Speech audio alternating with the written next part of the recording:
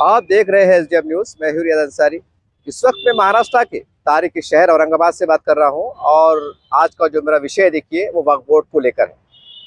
आज पूरे हिंदुस्तान में, पूरे भारत में तमाम मीडिया पर, प्रिंट मीडिया पर, सोशल मीडिया पर आप देख रहे हैं वक्फ बोर्ड के कानून को लेकर, वक्फ बोर्ड का जिस तरह से बिल पास हुआ, जिस तरह से चर्चाएं चल रही है, उसको लेकर पूरे देश में हंगामा है।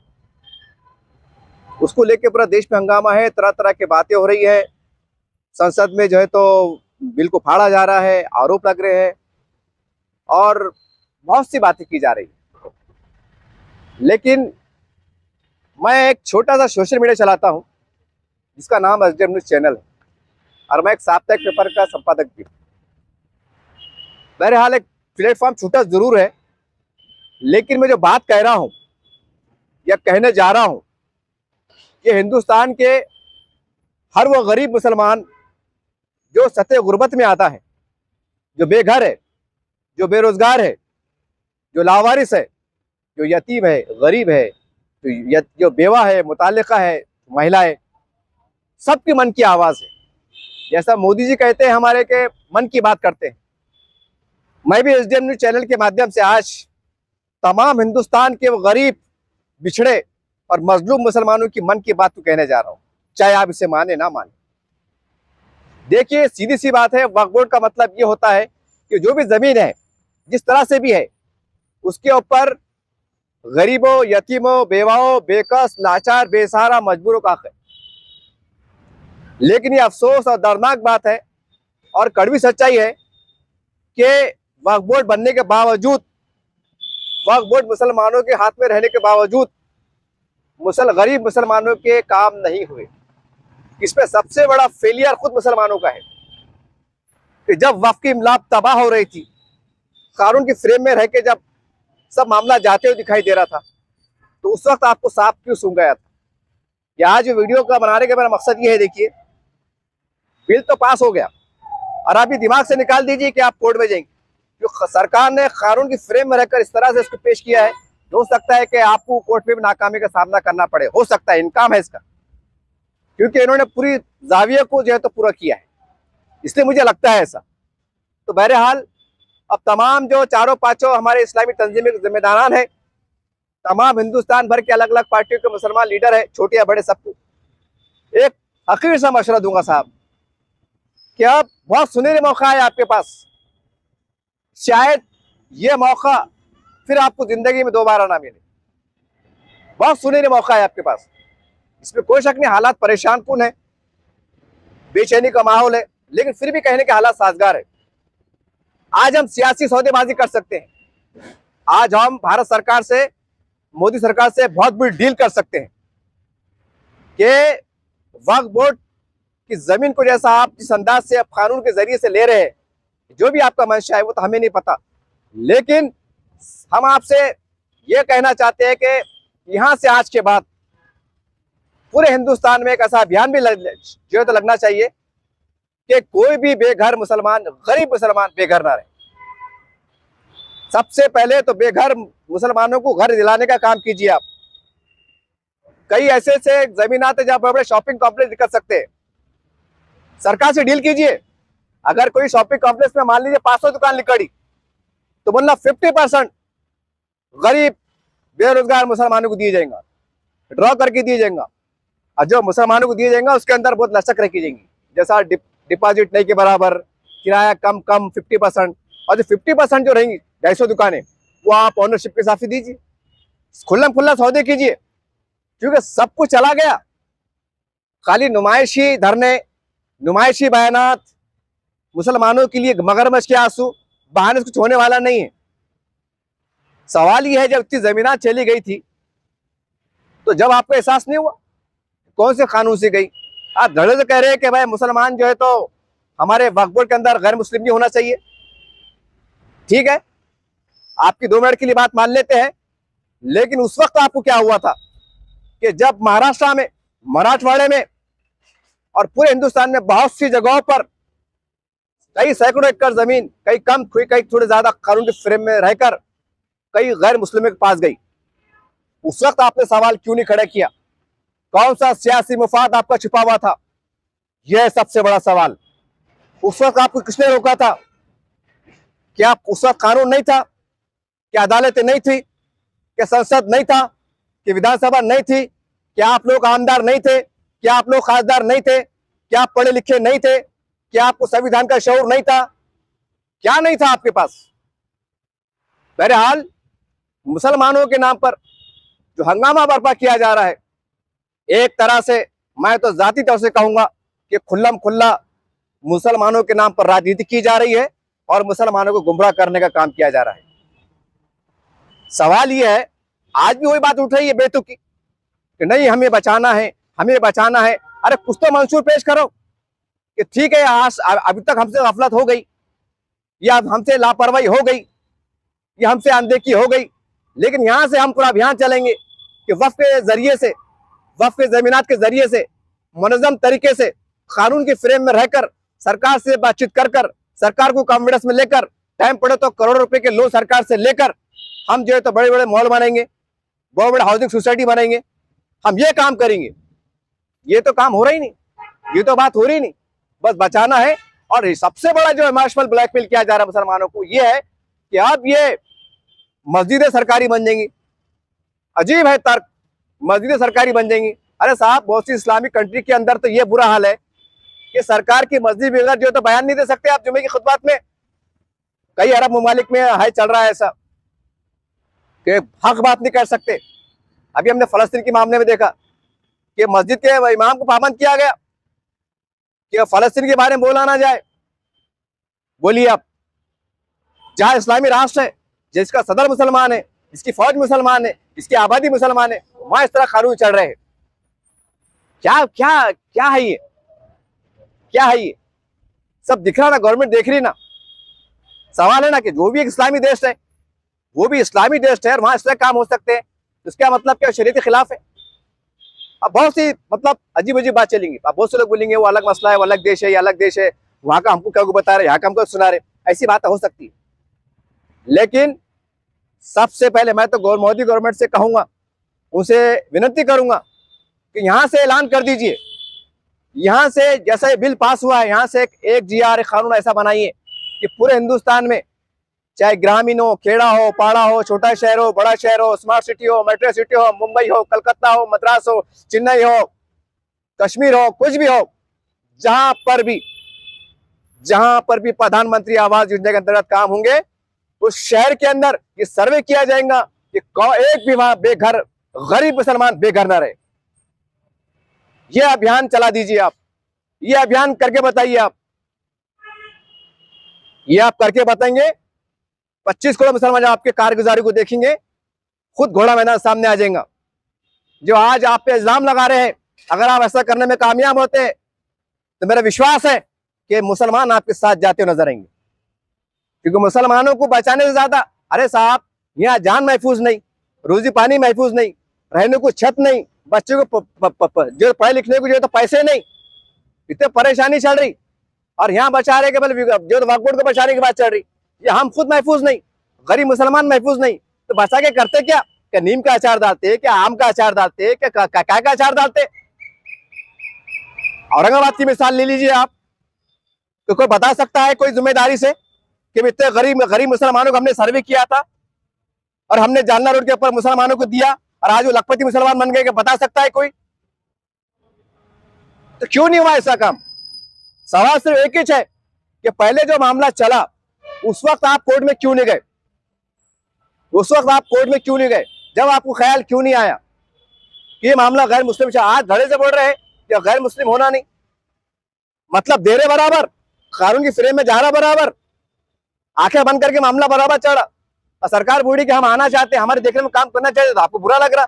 सवाल यह है कि आपको बुरा क्यों लग रहा? मतलब मुसलमानों को खामोशी नुकसान हो रहा, आपको बर्दाश्त हो रहा, क्योंकि आपके कंट्रोल में है। मतलब शिरनी बांटो भी या खिलाओ भी ऐसा मामला चल रहा था, आज सरकार कंट्रोल करना चाहती है, तो आपको तकलीफ हो रही। तो गरीब मुसलमानों क्या, ये वीडियो बनाने का मेरा एक ही मकसद है कि सरकार को चाहिए, अगर सच में आप मुसलमानों के हमदर्द है, मुसलमानों के मसीहा है, मुसलमानों के अलमबरदार है, मुसलमानों के आप नेता है, मुसलमानों के आप लीडर है, तो आपका अखलाक फर्ज बनता है कि इस गवर्नर से सियासी डील करो और ये डील करो कि जहां जहां हिंदुस्तान में वक्फ की जमीनात है उस शहर में, उस स्टेट के अंदर एक ऐसा कानून लाया जाए कि वहां पर एक भी गरीब मुसलमान बेघर न रहे। ऐसा तारीख में लिखा जाना चाहिए कि हिंदुस्तान एक ऐसा मुल्क है कि जहां पर गरीब के मुसलमान 10x10 का क्यों ना हो, 20x30 का क्यों ना हो, कच्चा पकान क्यों ना हो, लेकिन सरकार ने घर देने का काम किया है। इसके वास्ते आप लड़िए कि ठीक है आपने तो कानून पास कर लिया, आपने जो भी करना है कर लिया, लेकिन बदले में हम ये चाहते हैं कि वो गरीबों की जमीन है। ठीक है हमसे नहीं हुआ, हम नाअहल थे, हम ना समझ थे, हम पढ़े लिखे नहीं थे, या वल्लाह आलम जो भी थे, हमसे नहीं हुआ। 30-35 साल वक्फ बोर्ड हमारे ताबे में रहा, सब बर्बादी चलती रही, लेकिन हम आंखें बंद करके पड़े रहे, हमारी आंख नहीं खुली। एसी की हवा ऐसी चल रही थी, हम पलंग पे लेटे हुए थे, 35 साल तक हमारी आंख नहीं खुली, लेकिन जैसे एसी का बटन मोदी जी ने बंद किया हम उठ के बैठ गए। ये है सच्चाई, ये है सच्चाई। बहरहाल मैं मुसलमानों से गुजारिश करूंगा कि अब तक वक्फ बोर्ड के हाथ में था, सब मामला चल रहा था, लेकिन अब सरकार के हाथ में आ गया है।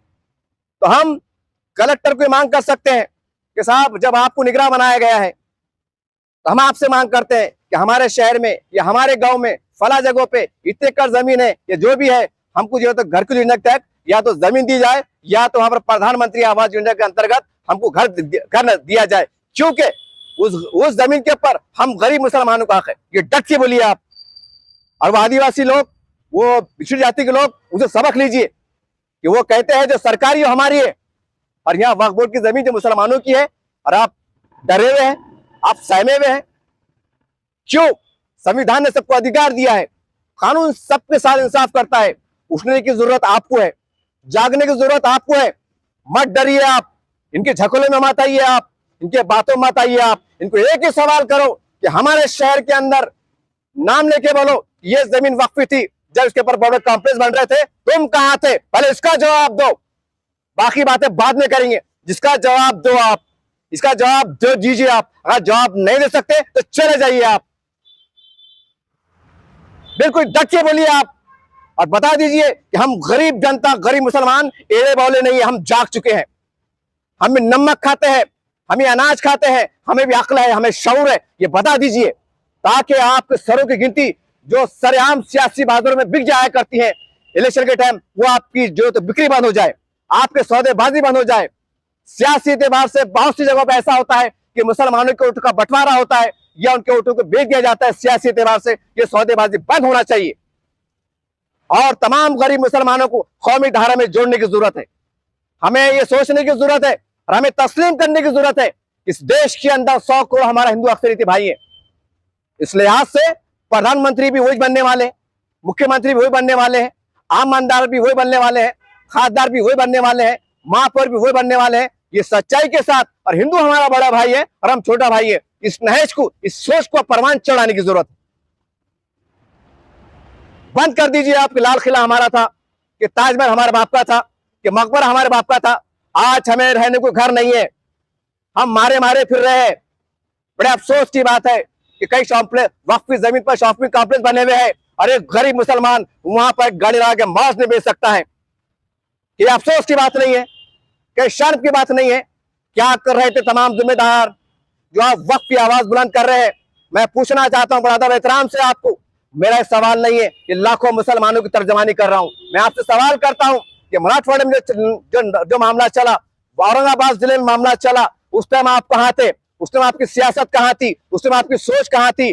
जब उसके आपकी वक्त उस वक्त ये उम्मत मुस्लिमा का दर्द क्यों नहीं जागा? बताइए, सवाल दीजिए, जवाब दीजिए आप।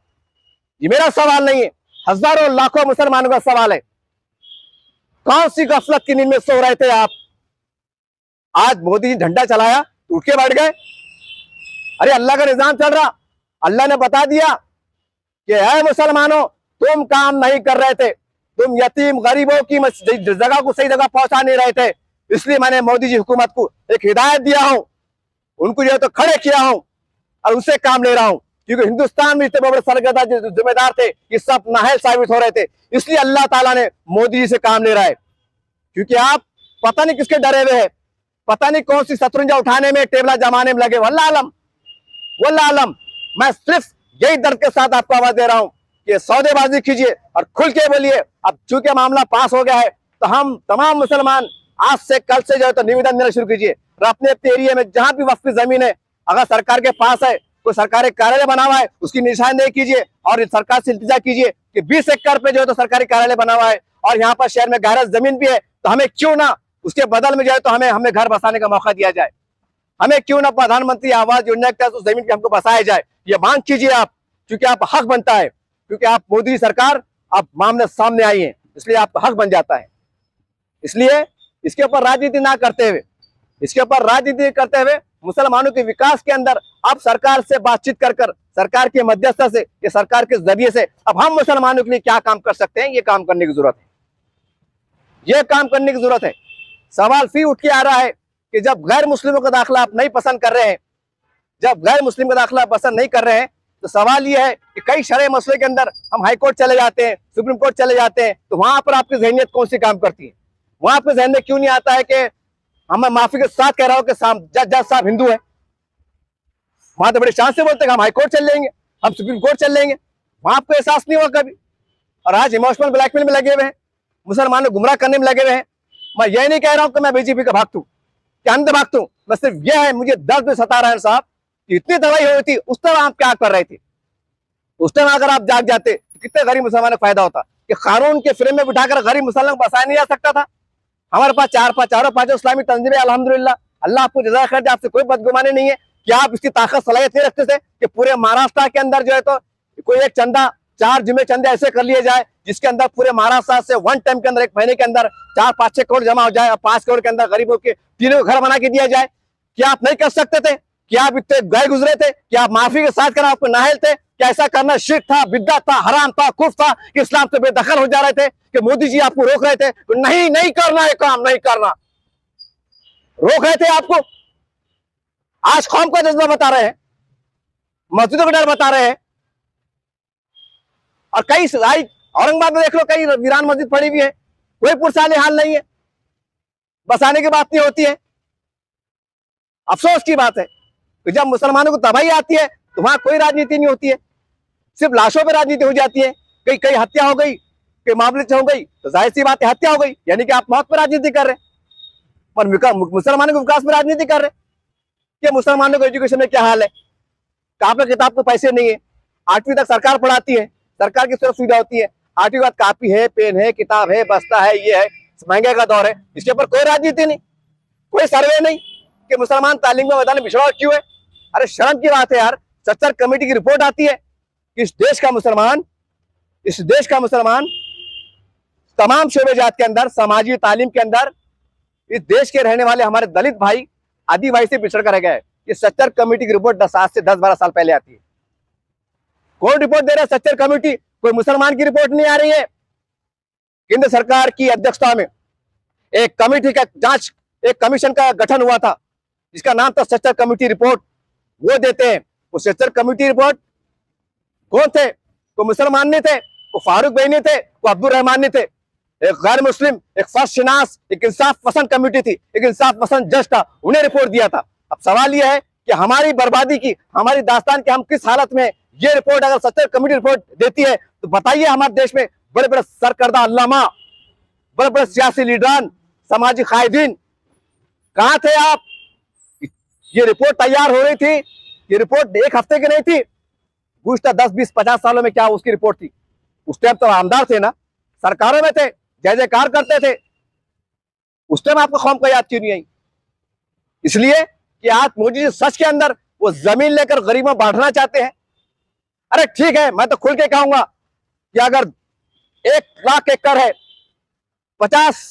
1 लाख एकड़ 50,000, मैं एग्जाम्पल दे रहा हूं आपको, 50,000 सरकार अगर इस्तेमाल लेती है, लेकिन 50,000 एकड़ भी गरीबों बांट देती है, तो मैं समझता हूं जाती तौर से मोदी जी का बहुत बड़ा कारनामा होगा, बहुत बड़ा अजीम कारनामा होगा कि आधी जमीन भी अगर मुसलमानों बांट देते हैं और मुसलमानों को अगर बसा देते हैं तो बड़ा अजीम कारनामा होगा। क्योंकि जमीन का जो मकासद है वो गरीबों के लिए, धन्ना सेठ, मुन्ना सेठ, जमुना सेठ, इनके लिए नहीं है। सवाल यह है कि आज जो धन्ना सेठ के पास जमीन गई थी, उस टाइम कानून कायदे के जिंदा नहीं थे, कि कोर्ट कचहरी नहीं थी, जैसा बाबरी मस्जिद के से लड़ लिए थे, 50-60 साल लड़ लिए, क्या हुआ? आखिरी बोले माई बाप आप जो बोलेंगे मान लेंगे। माए बाप ने बोले कि भाई ऐसा ऐसा हुआ था, आप क्या करते? नहीं नहीं नहीं नहीं, कानून सबसे बड़ा है, हम मानते, खामोश। अरे उसकी अगर आधी ताकत वक्फ बोर्ड पे लगा देते, डेवलपमेंट पे लगा देते, तो कसम में खुदा की गवर्नमेंट से भीख मांगने नौबत नहीं आती थी कि हमें फंड दो, कि हमें चंदा दो, कि हमें इमदाद दो, कि हमें खैरात दो। सियासी तौर पर नौबत नहीं आती थी। जब सबको मालूम है कि वक्फ बोर्ड पे काम कर रहे हैं तो मुसलमानों की दलंदरें निकलने वाली थी। क्यों नहीं करे भाई? आप आमदार क्यों बने? आप खासदार क्यों बने? महापौर क्यों बने थे? हाँ, मुख्यमंत्री ये वो वक्फ मंत्री क्यों बने थे? इसी वजह से बने थे ना कि हम समाज के काम करेंगे। जब पूरी जादू की छड़ी वक्फ बोर्ड के अंदर थी तो तुमने उस पर काम करना था। एड़े चाले क्यों करे? वो हिंदू, वो मुस्लिम, वो मंदिर है मस्जिद, खुद भी मतलब खुद की कुर्सी बचा लिए और लाखों मुसलमानों को खपा दिए। आज हिंदू मुसलमान बन के रह गया। तुम अपनी वाहवा में है, तुम्हारा क्या है? माजी लग गया, पुलिस वाला पीछे है, गरीब मुसलमान का क्या है? बहरहाल ये वीडियो बनाने का मकसद ये है कि हम तमाम देश के मुसलमान उठ खड़े हो जमहूरी अंदाज से, क्योंकि आप मोदी सरकार आपके समर्थन में आई है, मोदी सरकार एक्शन में आई है, उसे डायरेक्ट कीजिए। अभी भी वक्त है, सरकार से डील कीजिए। अगर नहीं करते हैं मुसलमान खुद उठ खड़े हो और सरकार के समर्थन में आ जाए और एक ही मांग करे कि हम बेघर है, हम लाचार है, हमें घर देने का काम कीजिए। और ये सरकार मोदी जी कर सकती है। अगर आप रोड पे आएंगे तो उनको दिखेगा लाखों मुसलमान समर्थन में आ रहे हैं, तो राजनीति के वास्ते क्यों ना हो, वोट की राजनीति क्यों ना हो, वो आपके काम करेंगे, वो आपके काम इंशाअल्लाह काम करेंगे। इसलिए काम करेंगे कि अल्लाह उनसे काम लेगा, क्योंकि ये माल यतीम गरीबों का है और उसके माल की तहफ़्फ़ुज़ कैसे करना ये अल्लाह रब्बुल आलमीन खुद जानता है। जब फिरौन के घर में मूसा पढ़ सकता है, जब फिरौन के घर में मूसा पढ़ सकता है, तो अल्हम्दुलिल्लाह ये काम जो अभी तक 50 सालों में 60 सालों में जो मुस्लिम कायदीन नहीं कर सके, वो काम अल्लाह ताला मोदी जी से ले रहा है और वो काम मोदी जी करे बताएंगे इंशाअल्लाह इंशाअल्लाह ताला। तो मुसलमानों जो इस पे मुसलमानों को राजनीति कर रहे हैं, सख्त जवाब दीजिए, इसे जवाब तलब कीजिए कि हम 20 साल से बेघर है, हम किराए से रह रहे हैं, हम गद्दी झुपे में रहते, लेकिन तुम क्या कर रहे थे? हमारे शहर में, हमारे गांव में वक्फ की जमीन थी, तुमने दिलाने का काम क्यों नहीं किया? तुमने धरने मोर्चे क्यों नहीं निकाले? तुमने हमारी आवाज क्यों बुलंद की? पहले इसका सवाल दीजिए। बाहर में जाए बात, हमें कुछ नहीं मालूम हम बर्बाद कैसे हुए, हम तबाह कैसे हुए, हम इतने सालों से बेघर कैसे रहे, इसका जवाब दीजिए। तमाम जो लीडर जो आपके पास आएंगे उनसे सवाल कीजिए, बड़े अदब के दायरे में रहकर कीजिए, उनको वापस भिजाइए। क्योंकि हमारा लोकतंत्र है, हमारे पास लोकशाही है। अपनी ताकत को पहचानिए, संविधान को पहचानिए और उठ खड़े हुए लोकशाही माध्यम से और सरकार के साथ जाने की कोशिश कीजिए। और एक खाली जाने की कोशिश मत कीजिए, उनसे बोलिए कि जो काम वक्फ बोर्ड नहीं कर सका अब आप करके बताइए, आप करके बताइए। उनके पीछे पड़ जाइए, निवेदन पे निवेदन दो, लोकशाही माध्यम से धरने दो, मोर्चे दो, लीडर से मिलो। इंशाअल्लाह इंशाअल्लाह अल्लाह उनसे काम लेगा, अल्लाह उनके दिल में रहम डालेगा। इनके दिल में रहम कोई पैदा नहीं हुआ, 30-35 सालों में इनके दिल में रहम पैदा नहीं हुआ कि औरंगाबाद में, गंगापुर में इधर उधर गरीब मुसलमान बेकार है कि उनको गरीब बिठा देना, कानून से लड़के बिठा देना। इनको एहसास नहीं हुआ, इनको हमारे में रहम नहीं आया। ए मोदी जी आप रहम कर दीजिए, इंशाअल्लाह इंशाअल्लाह अल्लाह उससे काम लेगा, क्योंकि अल्लाह का वादा है, अल्लाह का फरमान है कि है मुसलमानों तुम इस गुमान में मत है ना कि तुम हमारा काम करेंगे तो हमारा दीन चलेगा, इस्लाम चलेगा। हम चाहेंगे तो हम गैरों से काम ले लेंगे। ये मेरा अपना नहीं, ये अल्लाह का वादा है, ये अल्लाह का फरमान है, ये किताबों में लिखा हुआ है। ये बात कई बातों पे साबित होती है, आज वक्फ बोर्ड पे बात साबित हो रही है। इंशाअल्लाह जो काम हमारे बड़े बड़े लोग नहीं कर सके, सब कुछ रहते हुए, वक्फ बोर्ड रहते हुए, सीओ रहते हुए, मेम्बरान रहते हुए, वक्फ मंत्री रहते हुए आप नहीं कर सके, इंशाअल्लाह ये काम मोदी करेंगे, अल्लाह से काम लेगा। शर्त है आपको उठ खड़ा होना पड़ेगा, साथ में जाना पड़ेगा, अच्छे अंदाज से बात करना पड़ेगी, सियासी सौदेबाजी करना पड़ेंगे, खुल के बनना पड़ेगा। साहब हमारा काम कीजिए, हम आपके साथ में, खुल के बात करो और अपने फायदे के लिए उठ खड़े हो। आप सियासी गुलामी का जो है जंजीरें तोड़ दो, उठ खड़े हो और जो हमारा मसीहा है, जो हमारे साथ देने की बात करता हो, चाहे भाजपा हो, सेना हो या कोई भी पार्टी हो, उसके साथ उठ जाने की तैयारी कीजिए। ये कही है सच्चाई। मैं उम्मीद करता हूं बहुत सी बातें कड़वी जरूर थी, तल्ख जरूर थी, लेकिन सच्चाई पे मबनी थी। मैं उम्मीद करता हूं कि मुसलमान बड़ी गहराई के साथ तमाम जाविये से माजी में जो तबाही बर्बादी हुई उसका जायजा लेते हुए आप सोचेंगे, फिक्र करेंगे और एक नई सियासी इनकलाबी सोच में बदलाव लाएंगे इंशाअल्लाह। देखते रहिए आप एसडीएम न्यूज़ चैनल। जय हिंद, जय महाराष्ट्र। अस्सलाम वालेकुम रहमतुल्लाहि बरकातहू।